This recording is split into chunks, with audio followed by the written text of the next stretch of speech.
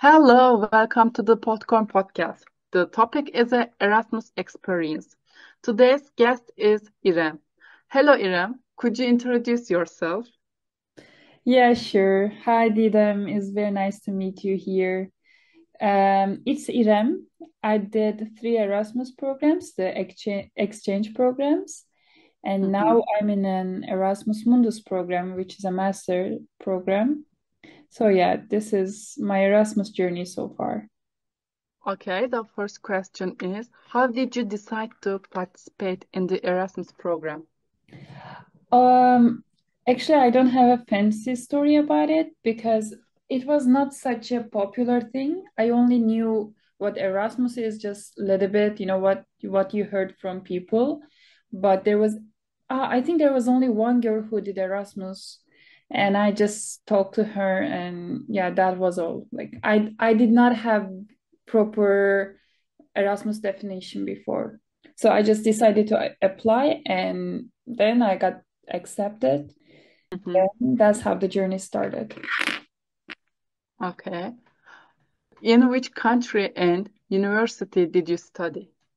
Um, my university only had one option back in the time. That was in Czech Mhm. Republic. The city is called Brno. The Mhm. first university that I did my Erasmus in was called Veterinary and Pharmaceutical Sciences. Mhm. But the second university was called Masaryk University. Hmm. Great. Did your Erasmus experience meet your expectations? Why or why not? Oops. Since I didn't know much about Erasmus, I didn't have much expectations. So I Mhm. actually didn't know how it's gonna be like. That's why for me, everything I experienced was such a big shock, I would say. Mhm. But yeah, I mean, it definitely meet my expectations. Mm. Okay. Did you have any concerns about going abroad in Italy? If so, how did you overcome them? Oops, I really had too many concerns. Actually, I can even talk about this for half an hour. Mm. Because before going there, like in my home country, I had a very steady relationship. I had such a good friend group that we just connected. Going to Erasmus was a huge decision for me because like everything in my life was Mhm. already stable and they were solid things that I could just be like rely on. But after going there, after going out of my comfort zone, then I realized actually I did not have the perfect things. I mean, I don't know how can I put it, but it's just I had so many so beautiful things, but I'm so Mhm. glad I disturbed them. I'm so glad I just destroyed everything and I went abroad. Mm. And Yeah. yeah, and Mhm. also you asked me, I think, how did I overcome it? Mhm. Uh, I remember crying a lot before going. I cried so much, especially like as a person who doesn't cry that often. For me, yeah, like it was just, um, like a water from the tap. Like I Mhm. was crying so much. But when you are in the station, I think everything becomes easier. Like when I look back at it, sometimes I think like, wow, okay, that was a big thing. But when you're Mhm. living in that station, you don't realize how difficult it is. And I think you just overcome it somehow. Mhm. Yeah. Okay. The next question is, was it difficult to adapt to the culture of the country? Yeah, it was very difficult. Even though, like, as a country, we are in like half in Europe, half in Asia, so like we are not that far away as a culture. We already know how Europe works, but there are very tiny things that are different. Mhm. Those are the things that I think those are the things that gives you the culture shock. I'm sure if I would go to China, the experience Mhm. was going to be huge. Like I mean, the difference was going to be huge. It was, it's probably going to be, I don't know, how can I explain it? Like then I would say a real culture shock with everything. Mm-hmm. But in Europe, it wasn't like that. But there are things that are kind of opposite. And Mm-hmm. yeah, that was a huge culture shock. Like, for example, what could I say? Oh yeah, in Turkey, I think as a Mediterranean countries, and also we are in Mm-hmm. more, like we are like warmer as a people, as a society. In Czech Republic, people were more cold, but like, yeah, that's a negative thing. I agree, but also there were some things that made me, I mean, gives me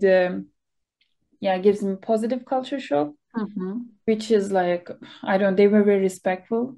They wouldn't mind what you're doing, how you dress up, how you behave, you know. Okay, I mean, I can even elaborate it more, but I think we have too many questions, so I can just mention them later. Okay. Was it easy to make new friends during Erasmus? What social activities were you involved in? Oh, I think Erasmus makes everything easier in that sense. Because, for example, right now I'm working in another country. Mm-hmm. Making friends now is tough. Like, now is something that I struggle a lot. But back in the time in Erasmus, no, because everybody is foreigner, and you're meant to be there. You're meant to be talking, sharing, and stuff. So everybody has the same vibe, or everybody has like same idea. So Mm-hmm. not at all. Like, I don't think that you have problems of making friends, because everybody is there to be friends, and the social activities, there were many, many, many, many. I remember when I went to Erasmus the first time, there was this lunch that everybody talks to each other. There were some parties, some Mm-hmm. meeting activities, like too many stuff. How did you interact with students from other countries? Hmm. um I mean, I don't know, actually. Like, we were just having classes. Mm-hmm. And then, like, after that, we were talking about the classes, and we were living in the same dormitory. So that's how we interacted, actually. During the classes, in the dorm, on the way, going to like some activities. Yeah, that was like that. Hmm. Yeah. Was the Erasmus grant sufficient to cover your daily expenses? What was the biggest challenge you faced before the during your journey? Oops. I mean, I'm so glad you asked this question, actually, because the grant was not sufficient at all. At all. I mean, back in the time, yes, it was a little bit, yeah, it was a little bit better, because Mm-hmm. if I'm not mistaken, I was receiving 250 or 300 maybe. So like 300 euros, and I was paying 200 or 160 to the dorm. So the rest was mine. And as a Turkish citizen, like, yeah, we are earning Turkish liras, and I was like Mm-hmm. converting it to euros. I mean, actually to Czech crowns.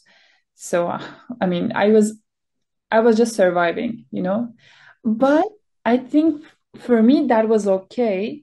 But for Mm-hmm. new generation, it gets worse and worse because of the like currency things, That's why I think the Erasmus grant determined by your home country also. Mm-hmm. Because yeah, there are two categories. One of them is like, if you're going to more well-developed countries, you get paid more, and if you're going to less developed countries, you get paid less. Yeah, which makes sense. But also, I think they should consider which country are you coming from. So like, what currency your family earns, how much money you can do, and stuff. So the biggest challenge, I think, I mean, I don't know, like surviving in general, I think. Yeah. Okay. How did the Erasmus experience affect your personal and academic development? I think it was one of the, yeah, not actually one of the best Mm-hmm. decision, or the most important decision that I ever made. I'm so, so, so glad to do that.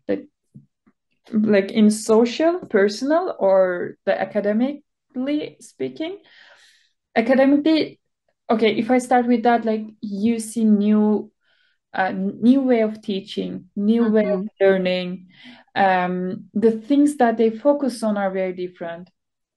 So yeah, like it's total new thing, and I advise it to everyone.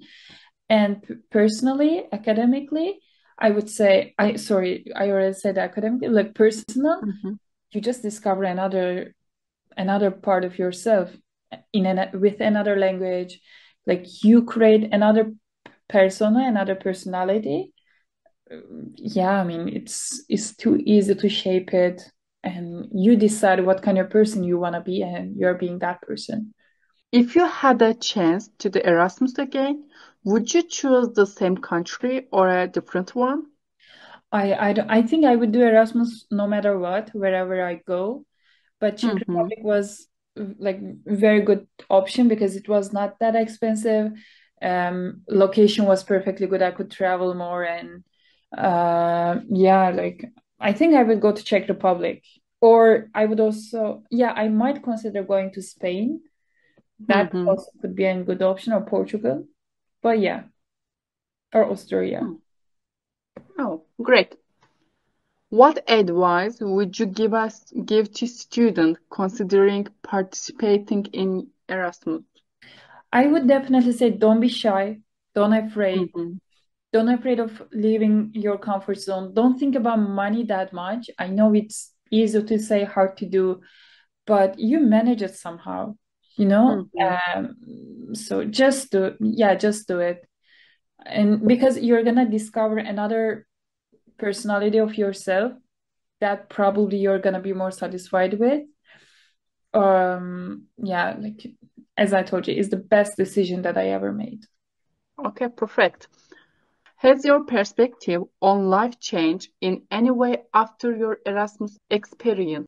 Okay, yes, for sure, for sure. Like I remember before Erasmus, Irem was someone totally different because I mean, you're living in a community which people are full with this. I mean, with the people who have the same mentality as you have. So like you're living in a bubble. You're living with the same people who thinks like you and stuff. So when you move abroad, when you go to Erasmus, you realize that hey, there are too many bubbles. There are too many different ones. There are too like very different way of thinking. There are too many religions. There are too many languages, like too many traditions, or to do or not to do things.